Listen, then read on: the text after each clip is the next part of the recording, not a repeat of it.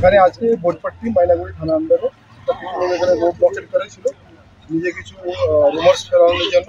তো সেজন্য যখন পুলিশ এখানে রোড বলের তুলতে এসছে তখন কিছু লোক পুলিশের উপরে এখানকার পথর মোটর ভিতর ছিঁড়েছে। তখন পুলিশ অবরোধটা তুলে দিয়েছে। তার মধ্যে ওইখানকার সবাই আছে, সব লোক এখান থেকে বেরিয়ে গেছে। ঠিক আছে, যারা পুলিশের উপরে আক্রমণ করেছে আমরা অ্যারেস্ট করে রেখেছি। এর মধ্যে আমাদের দুটো পুলিশের গাড়ির উপরে পথর হয়েছে, কাজটা ভেঙেছে।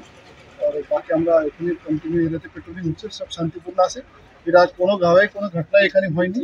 আননেসেসারি রুমার্স দিয়ে এটা পথ অবরোধ এখানে কিছু লোক করেছিল, যারা ইচ্ছা করে করেছে তাকে আমরা চিহ্নিত করতে পেরেছি।